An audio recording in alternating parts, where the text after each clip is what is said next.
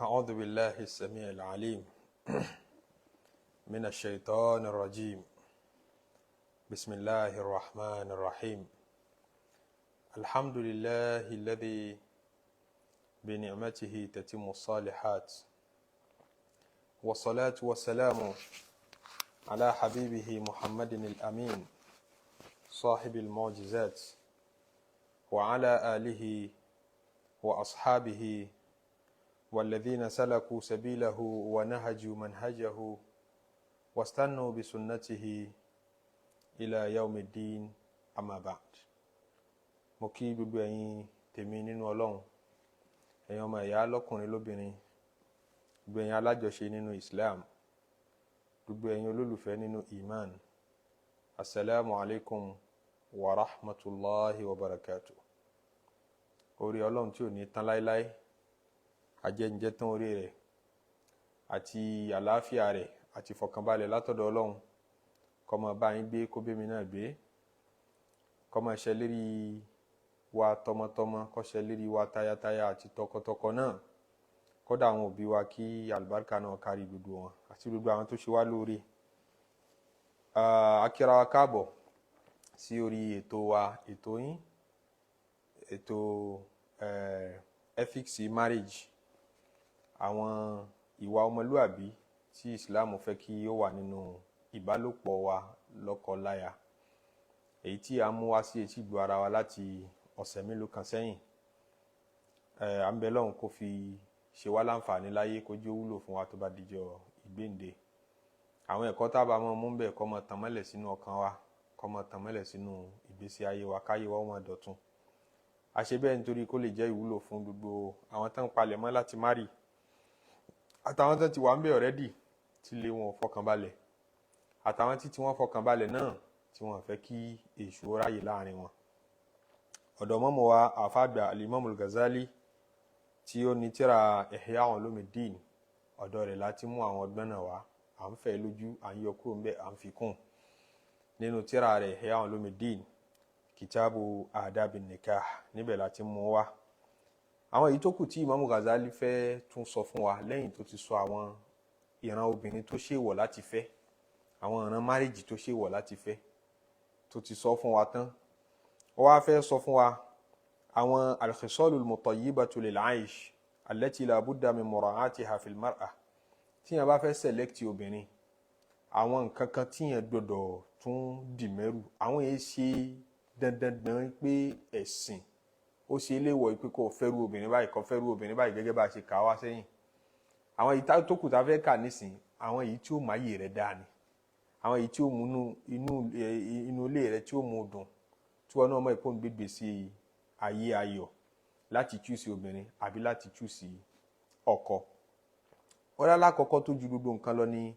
an takuna salihatan dhata din. Obìnrin tó fẹ́ yàn láya, ó ní láti jẹ́ obìnrin tó lẹ́sìn. Jọ̀ọ́ nítorí Ọlọ́run má mú obìnrin ní mú wípé ẹwọ ẹ ṣáàjà mọ́ tí lọ bẹ́ẹ̀ náà, tó bá yọ padà mọ́ kírun, tó bá yọ padà mọ́ àìmọye ẹni tí kírun tó tọ́tọ́ láníyàn rí. Má jẹ́ kí ìfẹ́ ó tí ọ ń ti kùtì, kí àwọn ìròrí interpretation tí ọ̀dà bẹ́ẹ̀ kọ́ mọ́ wá fún ọ, tó ní mọ̀ pé ìfẹ́ ní tì ọ́. Tó bá yọ padà mọ́ kírun, ẹlẹ́mìí gan kírun tẹ́ pé ìwọ ọwọ́ rẹ̀ ọ̀dà, àníyàn rẹ̀ ọmọ sọ́mọlàkejì. Ẹ̀sìn ṣe pàtàkì. Òjíṣẹ́ ńlá Nabi sallallahu alaihi wasallam ló sọ bẹ́ẹ̀ pé fadfar bidhati dini taribat yadak. Ara ayé ń tìtorí ń tọ́pọ̀ lóríṣiríṣi fẹ́yàwó, àmọ́ èyí tèmi fẹ́ fi lé ẹ lọ́wọ́ ni pé ṣáwo ẹ̀sìn díẹ̀ sí mẹ́rù tí ó bá fẹ́ mú ọkọ, tó bá sì fẹ́ mú ìyàwó náà. Imam Al-Ghazzali ní fa innaha in kanat da'ifata din. Ṣòro obìnrin tó fẹ́ tó bá jẹ́ ẹni tó lẹ níbi ẹ̀sìn, ẹni tó lẹ níbi ẹ̀sìn, fi siyanati nafsiha wa farjiha, kò mọ ẹ̀sìn débi kò mọ bí obìnrin ṣe ṣúgbà rẹ̀, abẹ́ rẹ̀, kò mọ ẹ̀sìn, kò lọ́lọ́run tí ń bẹ̀rù débi tí ó fi wá mọ̀ pé ó lójú tí yẹn lè fa bẹ́ ṣe. Tó bá jẹ́ pé irú obìnrin bẹ́ẹ̀ lọ fẹ́, azarati bi zawjiha, yóò dojú tì ọ́, ìbànújẹ́ tí wàá kàn lára ẹ̀ kò ní jẹ́ díẹ̀. Wa sawwadat bayna an-nasi wajhahu, yóò dúdú ojú rẹ̀ láwùjọ. Wa shawwashat bil ghayrati qalbahu, yóò dẹ̀ fi owú jíjẹ hàn lè mọ̀ torí ìyàwó rẹ̀ ò ní máa rìnrìn kùnrin kó máa ṣèṣekúṣe àdúgbò kó máa gbọ́n tí ò dáa nípa rẹ̀ kẹ́mi ìkínú rí ó dùn ọwọ́ àdẹ́yìn tí kò sínú wà rẹ tẹ́lẹ̀ bó ti ń yẹ fóònù wò lọ́mọ yẹ Facebook wò lọ́mọ sọ lọ́wọ́ lọ́mọ ṣẹ́ lẹ́sẹ̀ ìwọ náà ò ní gbádùn ayé rẹ mọ́. watanaghasa bidhalika aishuhu ìgbésí ayé rẹ̀ ó dàrú nígbà tí wọ́n máa ń wá fẹjọ́ ìyàwó rẹ̀ sùn gbogbo ìgbà òun náà lọ́ọ́ sọ fún fóònù kan ló fi bà àdúgbò jẹ́ ló fi dàní ẹnìkan àtẹnìkan rú. fa in salaka sabila al-himyati wal-ghayrati tó bá ní kó máa ṣe ìgbónára kó máa bínú gbogbo ìgbà kó máa yarí kó máa wo fóònù kó máa sọ lọ́wọ́ lẹ́sẹ̀ ó lóun ń lọ ibì kan ìwọ pa bí iṣẹ́ tiẹ̀ náà tì wọ́n náà ń tọ́bi tí ń lọ káàkiri pé ṣé tòótọ́ ní lọ ibi tó dágbére náà ní lọ. lam yazal fi bala'in wa mihnatin wàá kó rẹ sínú àdánwò àti pírọ́blẹ́mù gidi wọ́n tó fẹ́ sọ̀yàn sí wọn kó wọn náà ní gbádùn ayé tiẹ̀ náà mọ́. wa in salaka sabila tasahuli tó bá ní wo obìnrin kan lè pa mí ọjà rí tó bá mú ẹ̀kọ́ bá yí ara ẹ jẹ́ lọ́ọ́ kó àrùn ta sọ́mọ̀ wọn pa àrùn pọ̀ ń ta ń sìn lọ́ọ́ kó àrùn ta dídì bá bàjẹ́ tó nídìí ní dà tó bá ti sọ irú bẹ́ẹ̀ dàṣà rẹ tẹ́sípọ́nà tó kù tó rìn nù kana mutahawinan bidinihi wa irdihi wọn náà mọ ìpọ́ ọmọlúwàbí rẹ lójú nù torí ìyàwó rẹ wọ́n ń gún káàkiri ìyàwó rẹ ló ti di tajà tẹran lọ́wọ́ gbogbo ará àdúgbò ọmọdé àtàgbà ó ti dàǹfààní àdúgbò ọmọlúwàbí tiẹ̀ tọjọ́ kọ gan sí lọ sí ẹ̀sìn rẹ náà ti ń lọ sí. wa in kanat ma'al fasadi jamilatan Allahu akbar Imam Al-Ghazzali ní tóbìnrin tí ò níwà tó fẹ́ yẹn tí ò lẹ́sìn tó ṣèṣì fẹ́hùn tó bá tún wá lọ fáyìn kana bala'uha ashad ní tí ó fojú rẹ̀ rí ní agbára kò lẹ́sìn ó wá lọ fáyìn àdánwò ni tó bá ní kó bínú kọ̀ọ̀lẹ̀ ojú rẹ̀ ní kúrò mẹ́ tó wọ́n náà mọ́ ẹ̀kẹ́ àmọ́ mo nífẹ̀ẹ́ rẹ̀ ò ní jí ọmọ tó fẹ́ ṣe idhi yashukku ala zawji mufaraqatuha Imam Al-Ghazzali nítorí yóò ní ọ lára láti pàtì pò fẹ́ mọ́ fala yasbiru anha ó ní lè ṣe sùúrù láti mọ́ bá ṣe mọ́ wala yasbiru alayha ó tún ní lè ṣe sùúrù láti bá ṣe wọ́n ní sọ́wọ́ akọ́ọ̀lẹ̀ ó lò ní kọ́ọ̀lẹ̀ ọ̀dà sọ́mọ á bá gbé bẹ́ẹ̀ sọ́mọ mánéjì rẹ̀ bẹ́ẹ̀ kò tún ní tí ọlọ́run pé irú àwò tún lélẹ́yìí tí ń bẹ lọ́wọ́ rẹ̀ yìí kò lẹ́sìn ó sì tún lè jùlẹ̀ òun ní dójú tí ọ káàkiri yìí emutí lápèjúwe ṣe àǹpá ìlẹ́sìn náà ni ń bá wọn kan rìn tí ò yẹ ọwá ń bá wí pé wo dindi ìyàwó lé ṣó yẹ kó máa ṣe báyìí ṣó yẹ kó máa ṣe báyìí ṣó yẹ kó máa ṣe báyìí ọ̀dà kọ̀mílẹ̀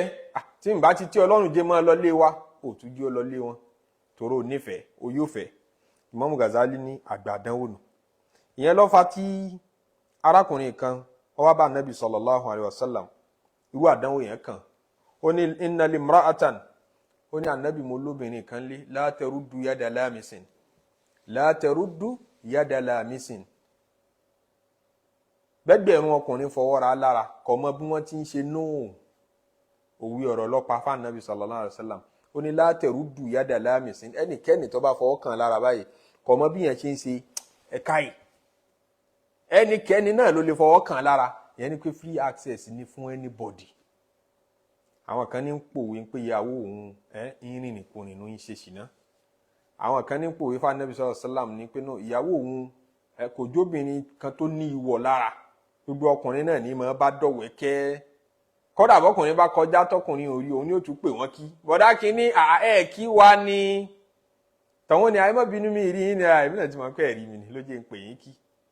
la taruddu yada lamisin kì í dá owó ẹnikẹ́ni padà tó fẹ́ fọwọ́ kan lára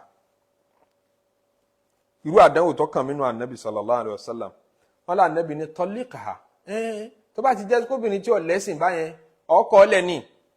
faqala inni uhibbuha wọn ni ànábì mo láìkí ẹ̀ gan mo nífẹ̀ẹ́ rẹ̀ gan kà ànábì ní qala amsikha bàbá rí bẹ́ẹ̀ dẹ̀mọ́ mánéjì ẹ̀ bẹ́ẹ̀ wa innama amarahu bi imsakiha Imam Al-Ghazzali ní tó fàtà ànábì fi ní kọ́mọ mánéjì ẹ̀ bẹ́ẹ̀ khawfan alayhi bi annahu in tallaqaha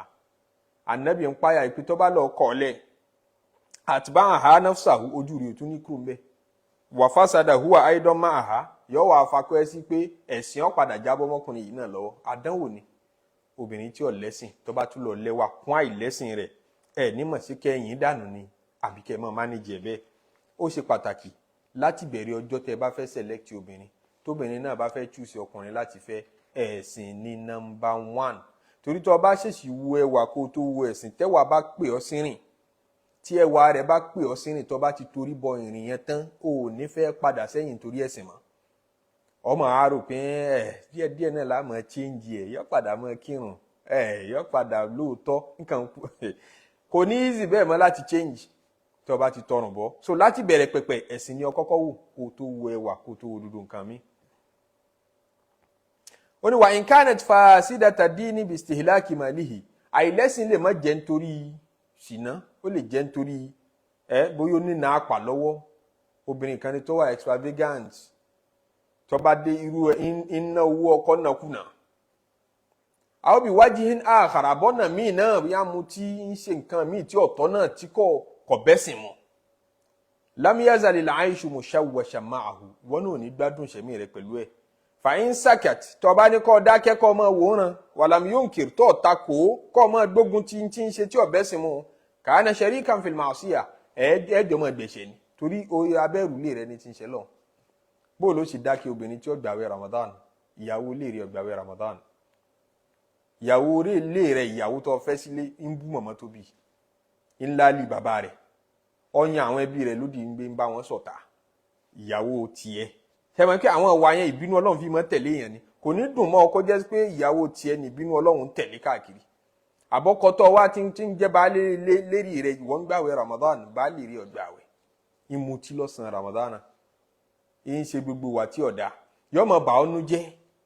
tọba lò ní sọ ò ní takò ọmọ mánéjì ẹ̀ bẹ́ẹ̀ wọ́n náà mọ bẹ̀rù pé ṣèṣe pẹ́jọ mọ́ pinnu ẹ̀ṣẹ̀ yìí báyìí tọrọlọ ní qu anfusakum wa ahlikum nara ẹ ṣọ́ra yín ẹ sì ṣọ́ àwọn ìyàwó tẹ́ ẹ fẹ́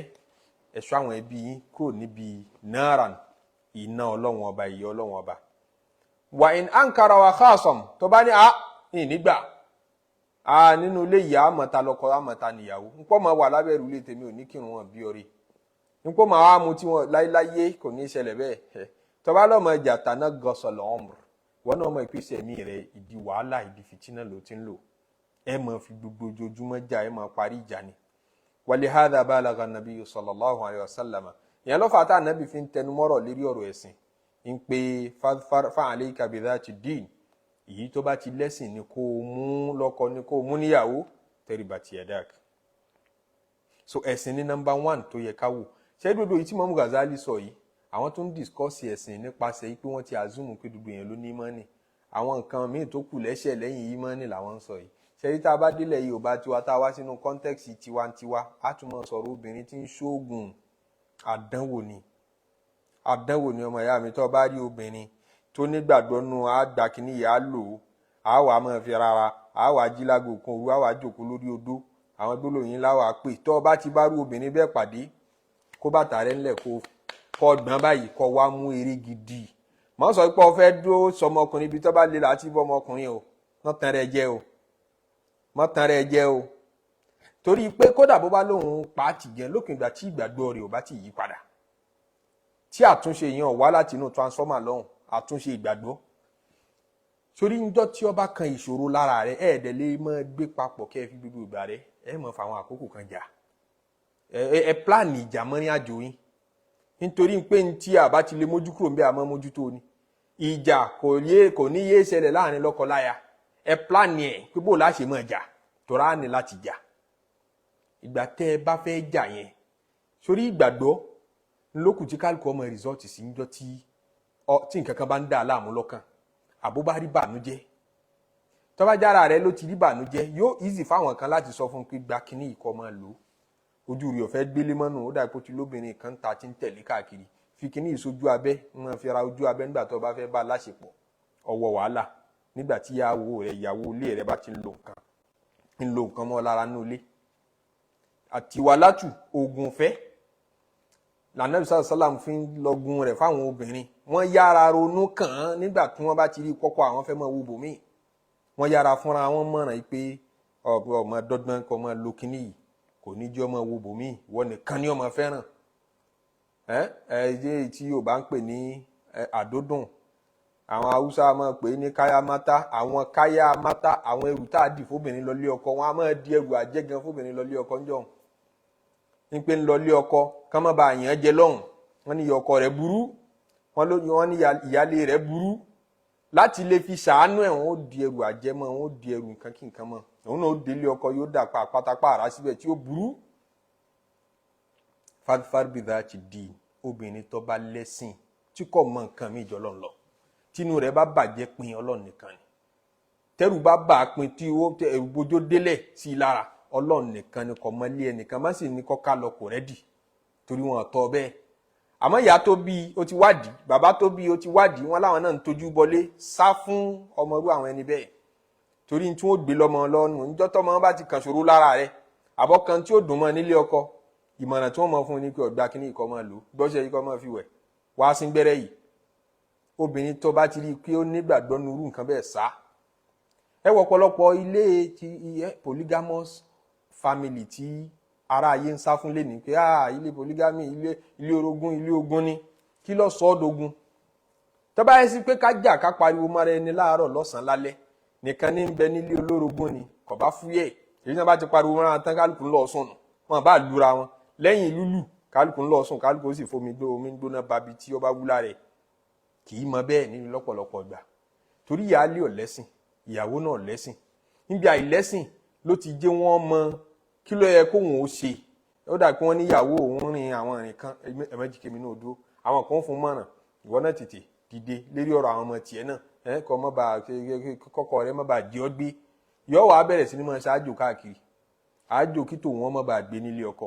ìyàwó náà ń ṣáájò káàkiri, ìwọ ọkùnrin ni wọ́n ń ṣe lélérí, ìyáálé ń ṣe, ìyàwó náà ń ṣe lérí ìwọ nìkan. tó bá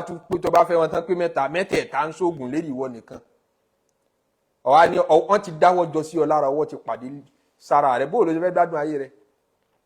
bóòlù ṣe fẹ́ ní rest of mind, ọmọ lálàkàlà kìí ṣọ̀tá tìta ní sàṣì ẹ̀. àwọn ará alé tán ṣoògùn fẹ́ sí ọlọ́tún lósì náà náà ń yà àwọn wèrè níwọ̀n jẹ́ ọmọ tó ń ṣe mọ́.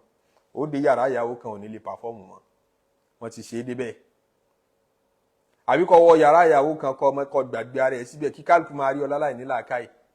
toró ó ti jẹ́ nǹkan míì mẹ́fọ̀ọ́. torí àwọn tí ò lẹ́sìn tí ò nígbàgbọ́ tó yè kooro àwọn ló kójọ tó pè níyàwó. sọ ọ̀rọ̀ ẹ̀sìn kìí ṣe ọ̀rọ̀ tó ń ṣe tó jọ́rọ̀ àwàdà níbi, kódà àwọn lè báyé rẹ débi tí wọ́n tún bá tàwọn ọmọ rẹ jẹ́ níbi ìdíje tó ń ṣe lára rẹ wípé kò sá lè jẹ́ tàwọn nìkan, kálukú fẹ́ customize ara ẹ, wọ́n fẹ́ customize rẹ fúnra wọn. yọ fà kọ́ ọmọ rí ojú ọmọ ìyàwó àbọ̀mọ̀ ìyálé kọ́ ọmọ yà sí wọn torí ìyàwó ó ti ṣe é mọ́ṣẹ́ pé kó jọ́dọ̀ òun nìkan àtàwọn ọmọ tóun nìkan lọ́mọ tọ́jú, gbogbo tó ní pápátá ọmọ ìyàwó lọ́mọ fi mọ̀ ó ní mọ́mọ ìyálé, àbí kọ́ jẹ́ tìyálé kọ́ mọ́mọ ìyàwó. àwọn ọmọ tí ó sì dògo tí ó di ńláńlá fún ọlọ́lá bóyá àwọn lọ́ọ́ pa tìyẹn yọ wá dọjọ́ wájú yọ dọjọ́ alẹ́ àwọn máa fi bí pa ọ́. wọ́n ní nítorí pé nígbà táwọn wà ní kékeré o rámọ̀ mọ́ àwọn lárí ọ̀ràn àwọn lọ lé ìwé, ìyàwó ló tẹ̀lé lọ, ìyáálé ló tẹ̀lé lọ. míwàá ìyáálé yẹn ògùn ló fi fà ọmọdọ̀ ńgbà náà ló fi gbọdọ̀ ṣe làákàyè. tọ́n bá ti lóbìnrin yíwọ́ padà àbó nígbàgbọ́ nù à ń sín gbẹ́rẹ́, ó nígbàgbọ́ nù à ń wẹ kinní kan lóru jẹ kinní kan lóru, sá fún gidigidi, mọ́ wulẹ̀ díẹ̀ rẹ̀ torí mọ̀ tí ó fojú rẹ̀ rí èèmọ̀ ọjọ́ wájú èèmọ̀ ọjọ́ alẹ́ ni. Imam Al-Ghazzali ò ní ráyè sọ léyìí nítorí kìí ṣẹlẹ̀ ní ọ̀dọ̀ tiwọn ilẹ̀ Yorùbá léyìí tí ń ṣẹlẹ̀. fadfar bidhati din, tí wọ́n bá ti lóbìnrin ọ̀lẹ́sìn sá gidigidi fún un, tẹ́rì bá ti yàda àkàwá ṣàṣeyọrí. yìí tá Nabi sallallahu alaihi wasallam Imam Al-Ghazzali tó wá fi ṣì kejì tó ní àtúgbọ́dọ̀ wò tó bá fẹ́ gbádùn ayé rẹ̀ níbi marriage tó gbọ́dọ̀ wò ṣì kejì òun ni husnul khuluq, ìwà rere. lẹ́yìn ẹ̀sìn lọ́kàn wà, ìwà gan tá à ń sọ yìí nínú ẹ̀sìn lòun náà wà. má jẹ́ kí ó jẹ́ wà lọ́kọ̀ọ́kọ́ wù kó ṣẹ̀ṣẹ̀ máa mánéjì ọ̀rọ̀ ẹ̀sìn pé iṣẹ́ ẹ̀sìn yẹn ẹ̀sìn náà tẹ́lẹ̀ náà ìwà náà lọ́lọ́run fẹ́ ká mú jáde nínú ẹ̀sìn, kó wá fẹ̀sìn ṣe kó fẹ̀sìn ṣe number 2 kó fi wà ṣe number 1. ẹ̀sìn number 1 ẹ̀sìn ní bí wà sí yẹn lára. tíyẹn bá dalẹ̀ Ọlọ́run yóò dalẹ̀ ènìyàn, ẹni tó ṣẹbọ sọ́lọ́run yóò dalẹ̀ ènìyàn náà. èyí tó kàn lẹ́yìn ẹ̀sìn òun ni wà ìwọ ọmọlúàbí, kó wà lára ọkùnrin tó fẹ́ fẹ́, kó dẹ̀ wà lára ìyàwó tó fẹ́ fẹ́. lára tí ń fa tí mọ̀ ń ṣàkóbá fáwọn fún ẹ̀sìn wa níbi marriage àbí fún marriage wa níbi ẹ̀sìn, ẹ wọ̀rọ̀ àyẹ̀wò lápèjúwe. àyẹ̀wò tọkọ rẹ tí wọ́n bá sọ fún pé ìyàwó rẹ̀ ní ń bẹ níbi àìlọsíwájú rẹ̀, ń ṣẹlẹ̀ àbí ò máa ṣẹlẹ̀ ńlẹ̀ Yorùbá tẹ́ mọ̀ rí káàkiri yọ́dẹ̀ yíwà padà sí ọ nínú ilé. Ǹjẹ́ ká lóhun bá jẹ́ nìkan tí kì í yàyẹ̀wò ṣẹ́ mọ̀ pé ẹ̀ ní nírú ìṣòro tẹ́ ní ẹ̀ ọwọ́ aṣẹ́ kò rí ọdún keje tó ti parí yunifásitì ni kí ní bẹ́ẹ̀ ń di ọ̀rọ̀ tòun gan gbogbo àwọn kọ́líìgì àwọn táwọn jọ parí yunifásitì wọ́n ti ríṣẹ́ gbogbo ọ̀nà ti ṣí fún gbogbo wọn ti ń ríṣe èmi nìkan ni mò ń pòrì káàkiri kí ní bẹ́ẹ̀ ń di ọ̀rọ̀ mi gangan ẹni tó lọ yẹ iṣẹ́ wò lọ́dọ̀ rẹ̀ bóyá òun ṣẹ̀ṣẹ̀ jẹ fùfú tán ni tọpọlọ rẹ̀ ń hó òun sì ń wówó tóun náà fi jẹun ọ̀rẹ́ irú ìyàwó wo ló fẹ́ alágbára ni ìyàwó tó fẹ́ òun ní bẹ́ẹ̀ ń di ọ̀rọ̀ rẹ̀ lọ́kúnlẹ̀ fún kó pé kó ṣàdúrà fún ọkàn wí nítorí ni lọ́kọ rẹ̀ yọba dẹ̀ wálé yọba jí ọ lóru Rashida kí ni mo ṣe fún ọ gan kí ni mo ṣe fún ọ tó jẹ́ ìrọ́nà lọ ni wọ́n bá máa wò pé mo mà dáràn yìí mà tí yìí mà mọ́ nǹkan kan ọlọ́mọ nìkan mọ́ màmá ó ti rìnrìn kùnrin débi tí wọ́n ti sọ̀sọ́kùsọ fún ǹjẹ́ ká ní ọ̀jẹ́ nìkan tí rìnrìn kùnrin ò ní pírọ́blẹ́mù tó fẹ́ mọ́ nílé ọkọ yẹn so wo ẹ̀sìn kì í sọ̀rọ̀ àwàdà kó wò ó dáadáa kó tó choose ọkọ kó tó choose ìyàwó tẹ́rì bá ti àdáka ànábì ní wàá ṣàṣeyọrí tó bá ṣe bẹ́ẹ̀ husnul khuluqi wá ní ìwà ọmọlúwàbí tẹ́yìn náà ti mọ̀ tí ń jẹ́ bẹ́ẹ̀ tẹ́mi náà ti mọ̀ tí ń jẹ́ bẹ́ẹ̀ Imam Al-Ghazzali nífa innaha ṣòro obìnrin tó fẹ́fẹ́ idha kanat salitatan badhi'atal lisan tó bá jẹ́ obìnrin aṣa kò sẹ́ni tí ó lè sọ̀rọ̀ sí kò sí tí ó lè sọ lọ́rọ̀ ẹnu rẹ̀ gbọ́rọ̀ sayyi'atal khuluqi tó dẹ̀ jẹ́ oníwà tí kò dáa rárá kafiratal lin'am tó tún wá jẹ́ aláìmoore obìnrin tó kó gbogbo àwọn àwà burúkú ìjọ kana dararu minha akthara min an-naf' in tí ó bàjẹ́ nú ọ̀rọ̀ ayé rẹ̀ yóò ju orí tí ó ṣe fún ọlọ́wọ́ ìwà yìí nìkan ni Latifo ní àmọ́ lẹ́sìn ọpẹ́ lérí awọ ju kí lọ dálẹ̀ lọ tó bá ti já sa ọmọ obìnrin tí ọ̀lẹ́kọ̀ mẹ́nìkan kọ̀ láǹkúrí ìyá rẹ̀ yọ sọ̀rọ̀ sí bàbá rẹ̀ yọ sọ̀rọ̀ sí gbogbo àwọn ẹ̀gbọ́n àtàbúrò gbogbo wọn sá fún ọ nítorí pé obìnrin kan bẹ́ẹ̀ lé rẹ̀ kò sí tó bá gbá yín mú pẹ̀lú èébú ara yín gan-an ibi tọ́rọ̀ yín kù sí ni ó fi bú yín tó bá ti jẹ́rú obìnrin bẹ́ẹ̀ lọ fẹ́ kana dararu minha akthara min an-naf' tí ó bàjẹ́ nú ọ̀rọ̀ rẹ̀ ju oore tí ó ṣe ọ lọ yóò bókọ rẹ̀ jẹ́ ládùúgbò gbogbo ará àdúgbò máa sá fún ọ wọ́n wàá sọ lẹ́nu nígbà máa ń fẹjọ́ ìyàwó rẹ̀ sùn gbogbo gbà kò ní dùn mọ́wọ́ náà wọ́n ní àwọn lárúbáwá kan was-sabru ala lisani an-nisa'i mimma yumtahanu bihi al-awliya Imam Ghazali ní kí wọ́n wá ṣe sùúrù lérí obìnrin tí ò ní wà lọ́lọ́run sábà máa fi dáhùn wàlí rẹ̀ o sábà nínú àdánwò tí máa kàn án wòlíì Ọlọ́run ni pé bí kan fẹ́ obìnrin tí ò ní ìwà wọ́n máa wá mánéjì ẹ̀ ó lè gbá ṣéwù mú kọ́ mọ́ sọ̀rọ̀ sí ṣéwù látàárọ̀ lórí ẹ̀yàn ọmọ kí ó máa ń kẹ́ àwọn mọ̀kádàmù àwọn ṣéwù lẹ́ ń sọ̀rọ̀ sí báyìí àwọn stars ẹ̀dẹ̀ ń sọ̀rọ̀ sí wọn ní ọ̀nì ta ní ṣáàzù ṣé eléyìí ní ṣáàzù eléyìí tẹ́lẹ̀ rẹ̀ ti yí dànù yìí yọmọ àdánwò yẹn yọmọ ṣẹlẹ̀ sí àwọn oníkéwú lọ́pọ̀lọpọ̀ gbà Imam Ghazali ní àwọn rí bẹ́ẹ̀ gẹ́gẹ́ bí ìrírí ayé pé Ọlọ́run àsábà máa fàdánwò yẹn kàn wọ́n. wọ́n lápá kan àwọn lárúbáwá sọ pé la tankihu minan nisa'i sittan obìnrin mẹ́rin kan bẹ má bá wọn dídì ẹ̀ ìran obìnrin mẹ́rin ò gbúdọ̀ bá wọn fẹ́ ànánà obìnrin tó bá jẹ́ ànánà obìnrin tó lè kọ̀mpléènì jù ní gbogbo ìgbà yẹn pé yóò máa kẹ́ra ni kathirul anini wa tashakki obìnrin tí ó máa kẹ́ra ní gbogbo ìgbà obìnrin tí ó máa kọ̀mpléènì ní gbogbo ìgbà ojoojúmọ́ ní sàárẹ̀ àwọn kan tún bẹ́ẹ̀ yóò máa fè ní kú yóò máa fọlá dìde ni òun ò tún gbádùn ọrùn apá ń ro òun èjìká ń ro òun abíyá ń ro òun bẹ́ẹ̀ tí ń pààrọ̀ hospital lẹ́ẹ̀ máa pààrà pharmacy máa ra oògùn gbogbo obìnrin tí ó bá lálàáfíà tó dángájíá bẹ́ẹ̀ má fi ṣèyàwó yóò dàgbà náà mọ́ lọ́wọ́ àbí mi gan tó tiẹ̀ sọ pé yọ̀ọ́ rẹ̀ ń ó sì rẹ̀ ọmọ bá ti ọkàn hàn ọkọ lè mọ̀ débẹ̀ kò fẹ́ kọ́ jáde ni o yóò sì pè á rẹ̀ wá ànánà nù wàlá mànánà má fẹ́ obìnrin tó bá jẹ́ mànánà onírègùn nínú obìnrin ọ̀rọ̀ ṣẹlẹ̀ ta ìṣẹ̀lẹ̀ gbogbo orí tó ṣe fún ọ rí ní ọkà fún gbogbo aráyé nkì bẹ́ẹ̀ tí ń wò wọ́n yẹn wọn kì í fowó oúnjẹ lẹ̀ lọ́pọ̀lọpọ̀ gbẹ̀mí mọ̀ ń bò wọ́n láṣìírí o ṣé o bò ó mọ́ nìyẹn lọ ń sọ síta ṣó bò mọ́ ǹjẹ́ ẹ mọ̀ pé wọ́n ti sanwó skul gbẹ̀yìn nísìn láti last year ni èmi ní sanwó skul gbogbo ìgbà fáwọn ọmọ yìí mọ̀nánà nù yọ́ mọ̀ ṣèrègùn onírègùn obìnrin mọ́ díẹ̀ rẹ̀ tó bá ti bá a pàdé wàlá hànánà ó tún gbọ́dọ̀ fẹ́ nínú obìnrin tó bá jẹ́ nìkan tí hanana ìtumọ̀ kíní fún ní pé ó jẹ́ nìkan tí ó yára rántí ọkọ rẹ̀ jọ òun boyfriend rẹ̀ ọkàn rẹ̀ kúrò lọ́dọ̀ ẹ̀ hanana nù ń ṣe ń jẹ̀rán àbí ń jẹ̀rán ọmọ kan tó ti bí sílé ọkàn kan rí tẹ́lẹ̀ yọ yára para bẹ̀ ó sọ pé ọkàn rẹ̀ ò sí lọ́dọ̀ rẹ̀ totally. Hanana ìtumọ̀ míì tí ń bẹ fún ní pé ẹlẹ́yinjú àánú tó ti pọ̀ jù ó lè padà fi rẹ̀ ṣàánú ọkùnrin gan nípa níbọ̀ wa yìí kí ló ń ṣe yín tí ẹ kàn ń rù báyìí wọ́n sọ fún mi lọ́sibítù pé inú kan ti máa ń dà mí láàmú pé kinní kan ló kún lára mi èyí ń wábi tí ń dà á sí yóò ké ìyá mo dẹ̀ lè help mi o ẹ mọ̀ pé Hanana nù ojú àánú lọ́ba débẹ̀ obìnrin tó bá ti lè ṣàánú jù ṣe sí pé àti tọ̀hún àti tìhín náà lọ́rẹ́dì àti máa fi gbogbo ara ẹ̀ ṣàánú má fẹ́ wọn ní ìyàwó wàlá hadaqa ó sì tún gbọ́dọ̀ fẹ́ níyàwó obìnrin tó bá jẹ́ pé hadaqa ẹyin jù rẹ̀ kì í gbébì kan gbogbo tó bá rí ló fẹ́ rà tó bá rí chain kan lọ́rùn ọ̀rẹ́ rẹ̀ yóò wálé yóò sọ fún un pé mo like chain ọ̀rùn ọ̀rẹ́ èmi náà fẹ́ rú ẹ̀ hadaqa nù kẹ́yìn jù rẹ̀ mọ́ tí ì rí nǹkan kan báyìí yóò máa jẹ̀rìn ẹ̀ tó bá ráṣọ kan lọ́rùn ẹnìkan lóde kan yóò délé yóò rò fún ọ kí tẹ bá ráṣọ tí lágbàwà èmi náà fẹ́ rarú ẹ̀ gbogbo nǹkan tó bá ti rí lọ́fẹ́ taste irú obìnrin bẹ́ẹ̀ má fi ṣèyàwó yóò lé ọ láríkárí wala barraqa nínú obìnrin tó gbọ́dọ̀ fẹ́ òun lóbìnrin tó yẹ sí pé takunu tawila nahari fi tasqili wajhiha gbogbo ọ̀sán yóò jókòó ń di mìíràn ni yóò máa tọ́jú tọ́mù ni kí ló ń ṣe kí ló ń kùn látẹ̀kan yóò ní ń kun foundation ni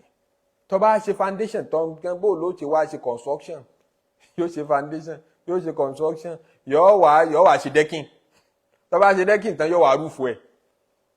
fi tasqili wajhiha wa tazyinihi yóò mọ tó bá tún létí ro kan yóò tún parẹ́ yóò tún ní òṣè dáadáa yóò tún lé mi liyakuna wajhuha bariqan muhassalan bitasanna yóò máa wá ṣe bẹ́ẹ̀ bitasanna ẹ̀ tipátipá yà á fàáyìn dúdú nígbà tó bá kú tán yóò bá kún lógbó ẹ̀ tán yóò bá pupa ni tó bá kún lógbó ẹ̀ tán yóò bá pọ́n yóò tún fi kan síbi yóò rẹ́ẹ̀dì yóò fi kan síbi yóò rẹ́ẹ̀dì àbí kọ́ wọrun onírun sórí irú àwọn obìnrin tó bá ti rí bẹ́ẹ̀ mọ́ súnmọ́ bẹ́ẹ̀. wọ́n ní wayuhka Imam Al-Ghazzali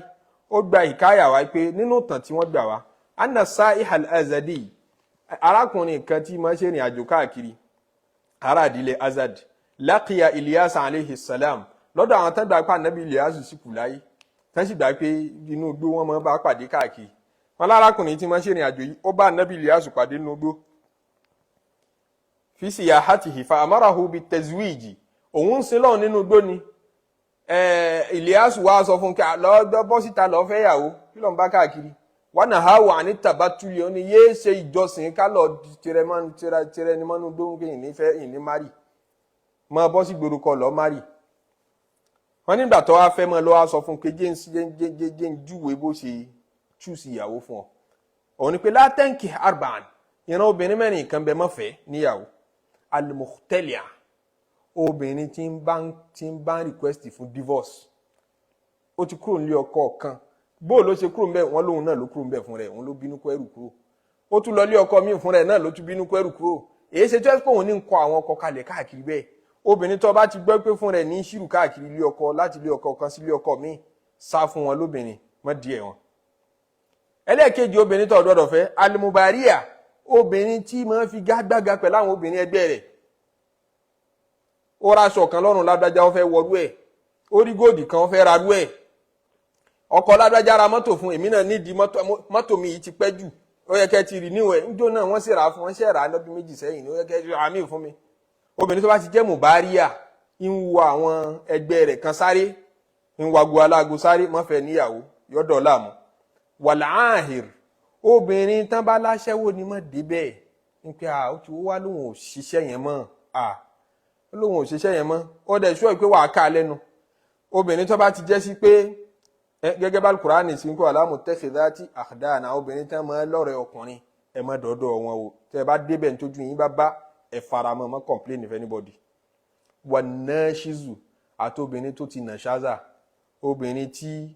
tọkùnrin bá wí ẹyọ kan ó ní ti wí délẹ̀ yóò wí méjì policy life ẹ̀ nìyẹn ó bá bú mi léèbú kan máa bú ẹni mẹ́ta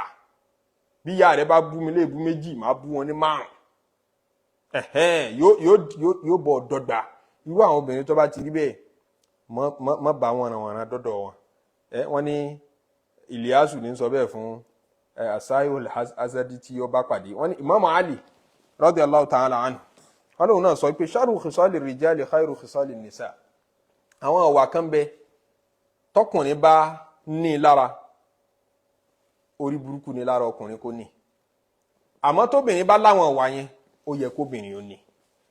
Sharu khisali rijali, àwọn ọ̀wà kan bẹ tí ó gbọdọ̀ sí lọ́wọ́ ọkùnrin, khairu khisali nisa, tó bá wà lára obìnrin a tún máa ṣe sàdánkátà rẹ̀ pé obìnrin rèé. Ó wá fẹ́ mọ̀ ká ó ní al-awwal al-bukhul, ahun. Kò yẹ ọkùnrin, ó yẹ obìnrin níwọ̀nba. Kò yẹ ọkùnrin kápó láhun, torí ẹni tí ó gbé responsibility rù lọ́kùnrin, tí ó tọ́jú ẹbí, tí ó tọ́jú ará, tí ó tọ́jú àdúgbò, tí rù rẹ̀ bá láhun ó lè ṣàṣeyọrí gẹ́gẹ́ bí ọkùnrin. Àmọ́ tóbìnrin tá a fẹ́ níyàwó lé bá láhun, Imam Al-Ghazzali ní tó bá jáhun hafizat malaha wa mala zawjiha, yọ̀bọ̀ mójútó property rẹ̀. Òun ni ọmọ sọ fún pé ìnápa yìí ti pọ̀ jù, bẹ́ẹ̀ fún wọn léyìí báyìí ní tí wọ́n wá. Kódà bá ń lù ọ́ jìbìtì tó tètè fura ń dà tí wọ́n lawọ́, òun ni ọmọ sọ fún pé ẹnjíníà tẹ́ ń bẹ̀ ń ṣe yìí ń gbà yín ẹ̀ fura ní. ń wúlò ìjáhun tó ní níwọ̀nba yẹn yóò máa ṣàǹfààní fún ọ, yóò bọ̀ fi protect property rẹ̀. Àmọ́ tí wọ́n ọkùnrin bá lọ láhun, èrè ibu ni lára ọkùnrin kọ́ láhun, ó pè obìnrin kọ́ láhun níwọ̀nba. Wàzáhàwù àtógé àti kọ̀wọ̀sí, ógé àti kọ̀wọ̀sí, kọ́mọ rìn bí gbà pé òun ò kí wọ tọ́ílẹ̀tì, kọ́mọ sákọ, kán kí lọ́ọ̀kan kọ́ náwó báyìí kọ́mọ sọ̀rọ̀ bọ̀rọ̀. Kọ́ lẹ́fìísì, ó yẹ obìnrin kò yẹ ọkùnrin. Tọkùnrin bá ní yóò kàbùkù, àmọ́ tóbìnrin bá ní yóò ṣe lọ́ṣọ̀ọ́. And Imam Al-Ghazzali ní tó bá jẹ́ mazhuwa, obìnrin tó ní záhù lára, tó lákọ lára, istankafat an tukallima kulla ahadin bi kalamin layyinin muribin, yóò kórìíra kó mọ́ bá ẹni ọkùnrin sọ̀rọ̀, anybody sọ̀rọ̀ anyhow. Wọ́n bá ń fẹ́ mọ́ bá sọ̀rọ̀ gan yóò mọ̀ pé ta ni wọ́, dépò ipò wọn máa béèrè pé dákun fún wa nọ́mbà yín, ẹ ti rójú rẹ̀ ńlẹ̀ sí dépò pé béèrè nọ́mbà rẹ̀, kò fojú lẹ̀. Mazhuwa nù, obìnrin tó wà kíláàsì,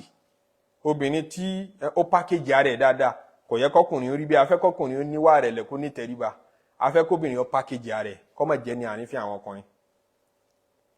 Nínú ìwà tá a fẹ́ kóbìnrin ní lọ́dọ̀ tọkùnrin ò gbọdọ̀ ní ni pé ìwà òjò, afẹ́ kóbìnrin ó lójó lára, afẹ́ kọkùnrin ó lójó. Tó bá lójó ò yẹ ní bá lélé, èkúté wá kọjá wá ń sá káàkiri inú ilé, ìyàwó rẹ̀ ló tún wá bá ọ pé èkúté ó wúlò, ọ wá lè dẹ́ran pa, ọ wá ní kí mi ilẹ̀ rẹ̀ jẹ̀ sójú. Ìyàwó rẹ̀ ní wọ́n ń bọ́ ọdún ran, ìyàwó tí wọ́n ń bọ́ ọdún mọ̀lú, ọlọ́mọ alápàtà lòun, ìyàwó ní dún mọ̀lú nínú ilé.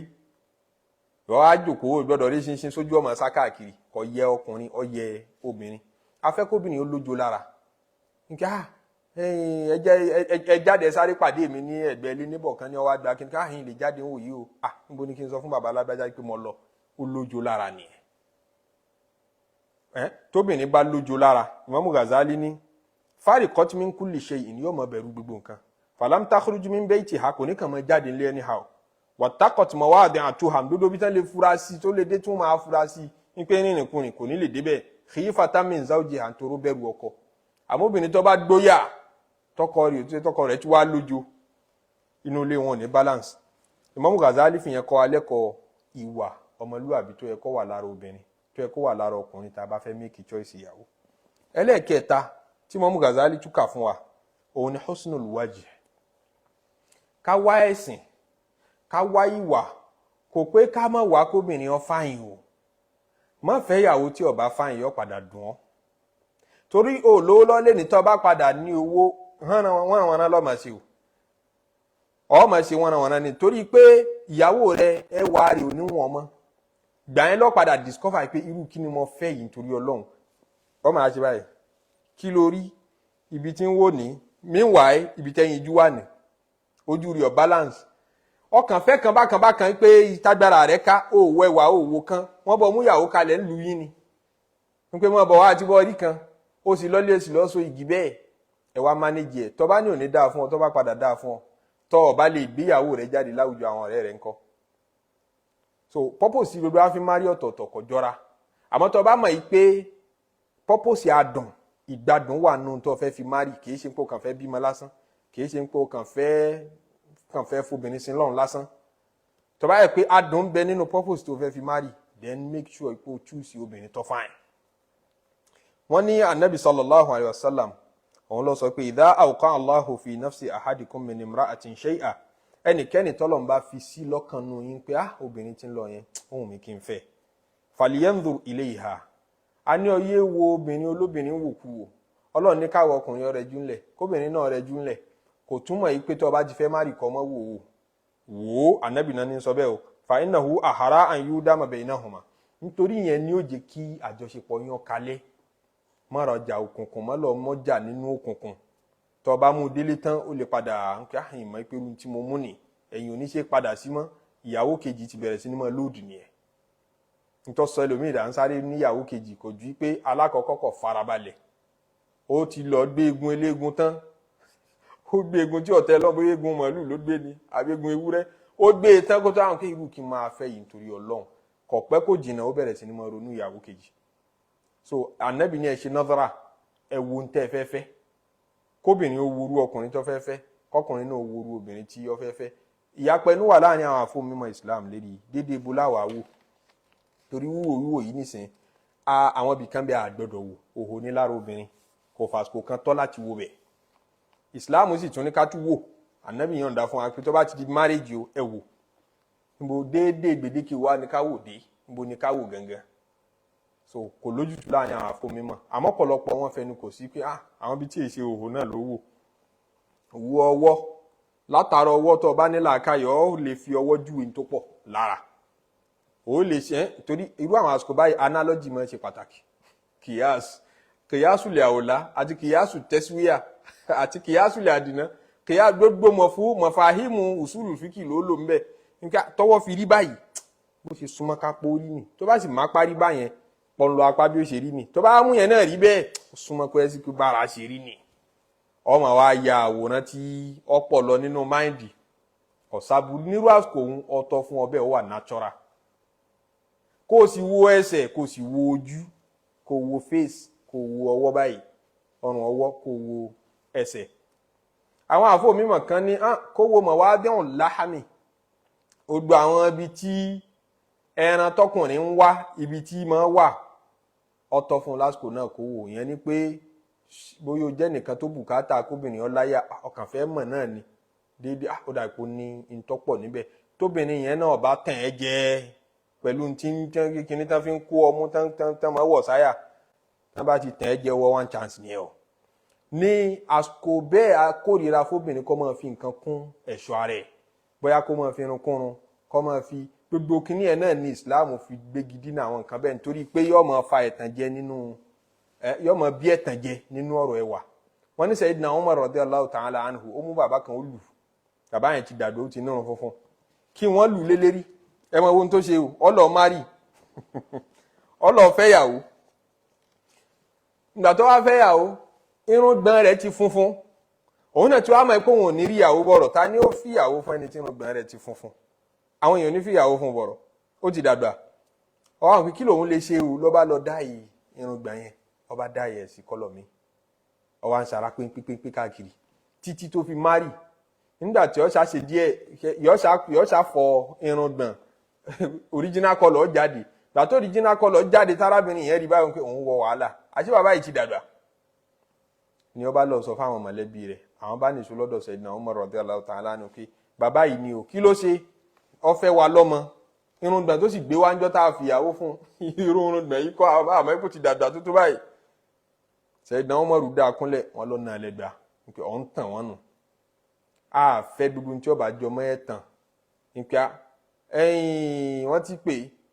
ìbẹ́pẹ ni mo ṣe bí mo rà, àgbálùmọ̀ ló discover ń bẹ́ẹ̀ pé àṣà àgbálùmọ̀ ni tó gbé sáyà, èyí bẹ́pẹ lèmi ṣe bí ń bẹ́ẹ̀ watermelon mo ṣe bí mo kówó lélẹ́rì, èmi ò mọ ẹ̀kọ́ sàn wẹ́wẹ́ ni, kò ní dáa kó rí bẹ́ẹ̀, ẹ̀tàn jẹ́ ni tọkùnrin bá ṣe bẹ́ẹ̀, ẹ̀tàn jẹ́ ni tóbìnrin bá ṣe bẹ́ẹ̀. àwọn àfáà tán faramọ́ kọkùnrin wo màwádìrún láhàmínú, kó wo àwọn ibi tí yóò pe ìfẹ́ wá sínú ọkàn ọkùnrin,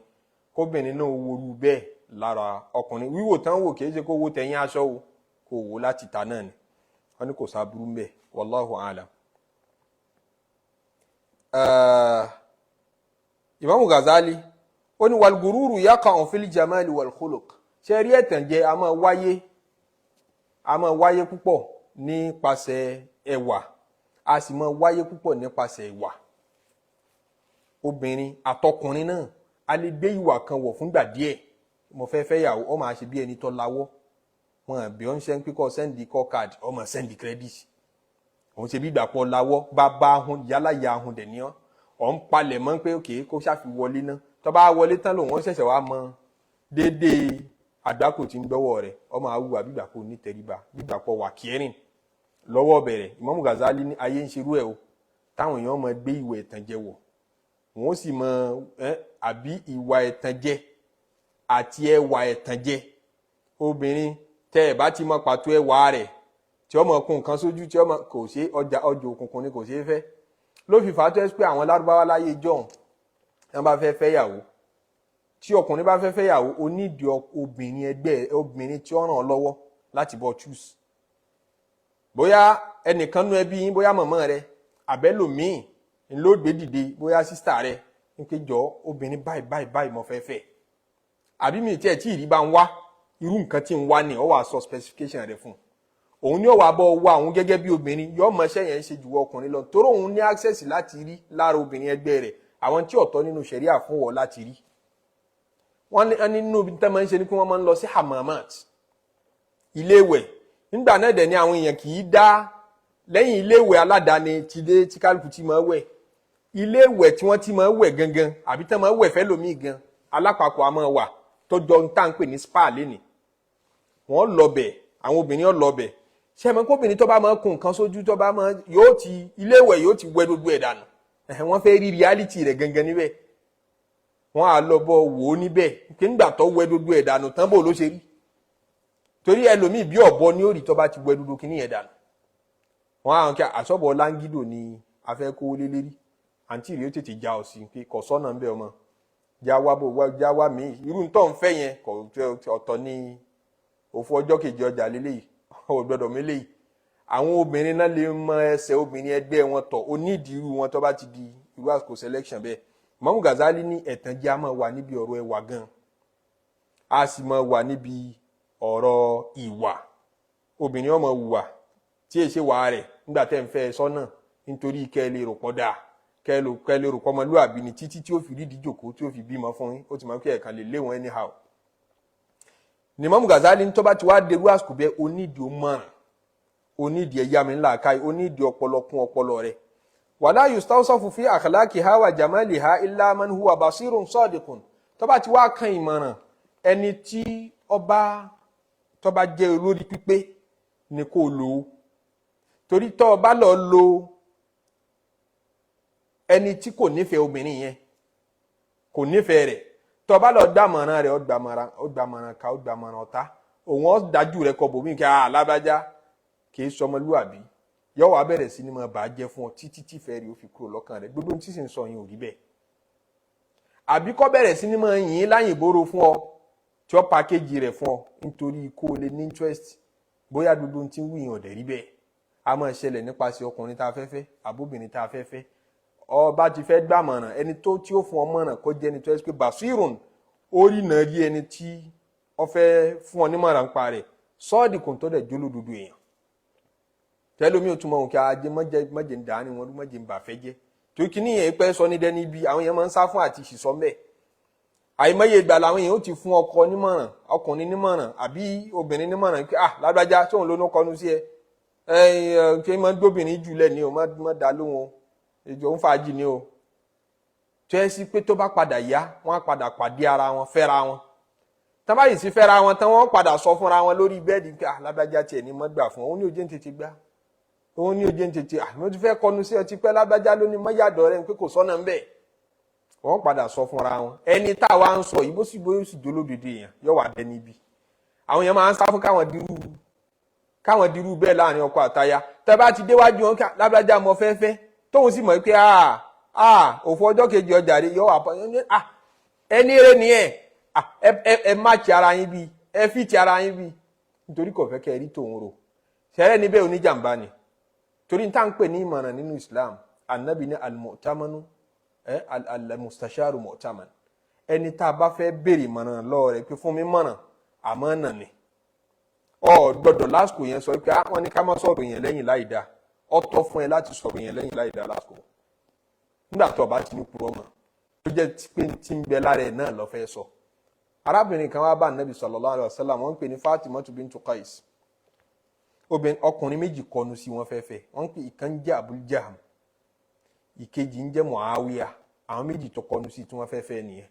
Kọ̀ wá mọ̀ èyí tó wọn mú láàrin àwọn méjèèjì níjọ́ náà. Ó wá bá Nabi sallallahu alaihi wasallam pé Ànábì, Muawiya kọnu sí mi, ó fẹ́fẹ́ mi, Abu Jaham náà kọnu sí mi, èwo ni kí n ṣe nú méjèèjì? Àyè àmánà ni ntọ́ bá mọ̀ pàtó tí ò ní lé tí ò ní dín nípa àwọn méjèèjì nírú àsìkò bẹ́ẹ̀ ni kò sọ. Nípa sórí ládájá tó bá ní kó fẹ́ pros and cons ẹ̀ ni, àǹfààní tí ń bẹ́ẹ̀ ni, àgbákò tó lè wáyé tó bá fẹ́ ni. Sórí tàmọ̀dò tó bá ní kó fẹ́, àǹfààní tí ń bẹ́ẹ̀ ni, àdánwò tó lè ṣẹlẹ̀ ń bẹ́ẹ̀ ni. Ànábì ní sórí amma Muawiya, sórí Muawiya mọ̀ mọ́ dáadáa, fas'alukun la mala lahu, fas'alukun la mala lahu, kò níṣẹ́ lọ́wọ́, wọ́n ránṣẹ́ ni, tó bá fẹ́ ó lè má rí ọ tọ́jú financially. So yín wọ̀nyí ṣe ibú kí àwọn lọ bà mí jẹ́ ló jẹ́ kí obìnrin yẹn fẹ́ mi, wọ́n lọ sọ̀rọ̀ mi dáadáa lọ́dọ̀ rẹ̀. Wọn kì í pákéjì èèyàn tó bá di marriage, tọ́rọ̀ láìfọ ẹ̀ ló gbé wá. Àdọ́dọ̀ jọ wọnú in tó ṣókùnkùn tí ó wà débẹ̀ tán yóò mọ regret, ẹ̀yin gan ò ní gbádùn ara yín. So ẹ jẹ́ orí in tó fẹ́ rà kó tó wọnú ẹ̀, ẹ má fi nǹkan kan pamọ́. Ìwọ tán bá béèrè ìmọ̀ràn lọ́wọ́ rẹ̀, wà honest láti sọ tó bá mọ̀. Ànábì sọ fún Fatima bintu Qais, ó ní sórí Muawiya fas'alukun, kò síṣẹ́ lọ́wọ́ ẹ̀, unemployed. So tó bá débẹ̀ tó bá bá gàrí pàdé, má jọ yà ọ́ lẹ́nu. Tẹ́ bá ń jẹ sọkú dalẹ́, ẹ̀wà àti gàrí, tẹ́ ń postpone òkú tẹ́ ń sọ dalẹ́, má jọ yà ọ́ lẹ́nu. Àbí tẹ́ bá ń fi lúrú jẹ ẹ̀bà, ọbẹ̀ àlìjánà, má jọ yà ọ́ lẹ́nu. Tẹ́ bá ń jẹ mọ̀nímọ̀ní instead ẹran, má jọ yọ lẹ́nu, ntọ́ bá pàdé tó bá díbẹ̀ nìyẹn. Wa amma Abul Jaham, ṣọ́ra Abu Jaham kò bàjẹ́ lọ́kùnrin nípasẹ̀ owó, àmọ́ fala yada'u al-'asa 'an 'atiqihi, fala yada'u al-'asa 'an 'atiqihi, amọ̀ṣẹ́kù bí òjò ni. Ìtumọ̀ rẹ̀ kan nù, àkọ́kọ́ nù ìtumọ̀ méjì tó ní, pé amọ̀ṣẹ́kù bí òjò ni a máa ná obìnrin. Ṣé mọ̀ pé bíbà kan sọ̀rọ̀ yẹn lẹ́yìn láì dánu, àmọ́ òtítọ́ tí ń bẹ lára ìlànà Nabi sallallahu alaihi wasallam sọ. Ànábì ọ̀sá dọ̀dọ̀ wọn tán Fátímà tó wá béèrè lọ́wọ́ ẹ̀. Fala yada'u al-'asa 'an 'atiqihi, a máa ná obìnrin o tó bá fẹ́ tẹ́rí sí, tó bá mọ̀ pé o lè jẹ̀ṣẹ́, àbọ̀bá kó lè wéwu, àbó tí ọmọ gídígbò já o lè tẹ́rí sí. Àmọ́ reality tí ń bẹ lára ẹ̀ ni pé máa ná obìnrin. Ẹgbà wa mi gbé wáyé pé fadarrabul lin-nisa, òun ọ̀ká ṣàìdá kọ́ máa ná obìnrin, ronú sí kó tó dáwọ́lé. Ìtumọ̀ fala yada'u al-'asa 'an 'atiqihi mi ní pé ìmọ̀ ṣe rìn àjò kì í gbélé. Tó bá ti fẹ́ wà ní sùúrù gidi, àgbékọ́lé lọ́mọ jẹ́, yọ ọmọ bí n ti ń lọ Ghana ni ọmọ lọ China ni ọmọ lọ India yọ lọ kọjá, yóò tún lọ Saudi, yóò tún lọ yọ ọmọ lọ America, yọ ọmọ lọ yọ ọmọ bọ̀ ni. La yada'u al-'asa 'an 'atiqihi. Ànábì wá fún ní mọ̀nà lẹ́yìn ìgbà náà kí ó ṣe fẹ́ Usama, kó tó wá di pé Fatimatu bintu Qais make choice rẹ̀. Àwọn ọ̀rọ̀ wọ̀nyí ni Imam Al-Ghazzali fi dá wa lẹ́kọ̀ọ́ nípa àwọn nǹkan mẹ́ta tó náà gbọdọ̀ wò lára obìnrin. Ọ̀dà ń kà lọ sí rí mẹ́jọ ni o, àsìkò wa là ń wò. Ẹlẹ́ẹ̀kẹrin ta tún lè rí mú kún kó tó di pé ọjọ́ wa lọ pátápátá, òun ni pé an takuna khafifatal mahar, an takuna khafifatal mahar, obìnrin tí a bá fẹ́ nínú tá fi mọ obìnrin rere ni pé nígbà tó délé wọn tẹ́ lọ yọjú tẹ́ ṣe introduction, wọ́n á fún yín ní list àwọn nǹkan tẹ́ mú wá. List yẹn wá gùn, aṣọ gíní báyìí, iye aṣọ àǹkárá báyìí, ẹ tún wá ara kinní kan, ẹ tún wá ara gbá, ẹ wá ara wo, ẹ wá ara iye iṣu báyìí, ẹ wá ọwá ti pọ̀ jù. Tó bá ti pọ̀ jù bẹ́ẹ̀, sá fún obìnrin bẹ́ẹ̀. Ó ṣeé ṣe pé polówó lójú kòkòrò làwọn ẹbí wọn. Tó bá fẹ́ ọmọ lọ́dọ̀ rú àwọn yẹn, wọ́n lè fi ìlénilárí kárí, wọ́n lè fi báyé rẹ jẹ́. Pé ẹ bá ṣe báyìí, irú ìyàwó báyìí lẹ gbọ́dọ̀ ṣe fọ́mọ wa, àgbọ́dọ̀ irú ọlù báyìí lẹ gbọ́dọ̀ gbà. Tọ́ra náà ti bá àwọn kan ṣe náwó, ẹ gbọ́dọ̀ bọ́ ọmọ tiwa náà elaborate marriage láṣẹ, àwọn èsè ìyàwó kéékèèké wọ́n wá hàn ọ́ lè mọ̀ pé lọ́wọ́ báyìí wá lọ́wọ́ gbá wá lọ́wọ́ wò wá. tírú ọmọ wọn bá délé rẹ ó ṣe é ṣe kọ́ náà wọ́n máa dictate irú oúnjẹ tí wọ́n máa jẹ irú aṣọ tó gbọ́dọ̀ máa wọ̀ tó bá fẹ́ ṣe sùúrù gan wọ́n lè máa lé lárí pé má gbà fún un. so irú àwọn àna bẹ́ẹ̀ mọ́ díẹ̀ wọn kò dá ò ní gbádùn láìfù rẹ tó bá pàwọn ló fi ṣàna. obìnrin tí èṣe khafifatal mahar wọn là Nabi sallallahu alayhi wa sallam wọn lọ sọ pé khairun nisa'i ahsanuhunna wujuhan wa arkhasuhunna muhuran. àwọn obìnrin tó dáa jù lóbìnrin tó yẹ kí n ò fi ṣaya àwọn ni ahsanuhunna wujuhan, àwọn obìnrin tó fine wọ́n dùn rí, wa arkhasuhunna muhuran, bọ́n ṣe wá dùn rí yẹn yóò mọ̀ pé ha irú eléyìí ó wọ́n o àwọn fámìlì rẹ̀ nu wọ́n fẹ́ o àṣìwá débẹ̀ tán wá ní gbóńtẹ́ bá nínà ní ẹmú wá ọdẹ mú yìí nǹkan báyìí wá ẹmú wọn á fún yín ní nǹkan tí agbára yín ọ̀kà. irú àwọn obìnrin tí ó bá rí bẹ́ẹ̀ wọ́n ní Ànábì sallallahu alaihi wasallam ní àwọn obìnrin tó lálùbáríkà jù, àwọn obìnrin tí owó erí wọn kì í pọ̀ jù. kódà pọ̀pọ̀lọpọ̀ ilé àná náà ti ń gbọ́n nísìn wọn ti máa fi aṣọ sí i tọ́ra àwọn ọkùnrin bí dẹ̀dẹ̀ ti ń dẹkú ni kú ń dẹ̀dẹ̀dẹ̀ bá ti mékì líìsì tó lọ́ǹgì aṣọ kíní kan iye ọ̀pá báyìí iye gíní báyìí iye àǹkárá báyìí àwọn èèyàn ń lọ ra gíní tí kò lówó lérí gíní kan tí ò ní lárí ni wọ́n lọ rà ó lè jẹ́ gíní 2,000 3,000 wọ́n kó sínú apàtì ọwọ́ pọ̀ àtàwọn àǹkárá wọ́n lọ mú létí ọjà láwọn àǹkárá tí ò ní lárí wọ́n kó síbẹ̀ tí ó pọ̀ yóò dọ́dọ̀ àwọn àná náà náà kéré dáradára òlélẹ́ gbogbo ń tán kó sínú bọ́ọ̀sì yóò kó wọ́ọ̀tì 60,000 naira. àwọn náà ti fẹ́ ṣe yẹn mọ́ nísìn amount of money ni wọ́n ń béèrè ẹ lọ wá 1.5 million wá kò sí kò nídìí à ń gbé bóyá bọ́ọ̀sì kankan wá ẹ lọ wá 2 million wá wọ́n ń sọ iye price tí àwọn ń fẹ́ lẹ́ẹ̀kan náà léyìí tí ò ní dá láàmú nù. ṣẹ́wárí lórí tí Imam Al-Ghazzali ń sọ yìí wọ́n ń sọ pé ìsọ́ọ̀lù mutayyiba lil aish tó bá fẹ́ gbádùn ara rẹ̀ dáadáa ni o kìí ṣe kó ṣe dandan láti wò kìí ṣe pé òfin pé ó ṣe dandan lẹ́yìn tẹ̀sìn tá a ti sọ lẹ́ẹ̀kan ó ṣe dandan kó o fẹ́ obìnrin tó fàyàn rárá kò ṣe dandan. ọ̀rẹ́ wa kan ló fẹ́ yàwó kan lọ́dún kan ó ní lágbájá ó ní náà kí lẹ rí sí obìnrin tí mo fẹ́ yìí kí mo rí sí ìyàwó yín bò ẹ jẹ́ sọ tinú yín mo mọ tí ń bẹ lọ́kàn yín wọ́n kí ní bẹ lọ́kàn yín ẹ̀kọ́ fàyàn àbí èmi náà mọ̀ bẹ́ẹ̀ ọkọ gangan ní sọ bẹ́ẹ̀ fún mi ó lẹ́yìn rò pé kọ̀ fáyìn àbí ó náà obìnrin tó fáyìn ti hàn mí lè mọ̀ jù mbá débi ẹ wo lójú ìfẹ́ kan fẹ́ ilé yẹn nu máa ká bó ṣe rí nísìn tí ọ̀fà yẹn nísìn ó lójú ọkùnrin tí ń kọnu sí èmi nìkan mo tún fi fífẹ́ ṣàánú ẹ̀ ni òun náà bó ṣe wà nísìn ó wà grateful pé mo fi fífẹ́ ṣàánú òun so kóbìnrin ọ fáyìn gbogbo akọlà ní interest nínú ẹ̀ àmọ́ ọ̀tọ̀ bá mọ̀ pé àìfáyìn obìnrin ó di kí ojú rẹ̀ mọ́ gbélé ó bẹ́tà kó wo obìnrin tó bá fáyìn make a choice tó bá dáa wọ́n ti wá lọ wo beauty débi tí ò ní wo ẹ̀sìn o ẹ̀sìn ni priority dẹ̀mọ́ wo beauty débi tí beauty yẹn tún jádánwò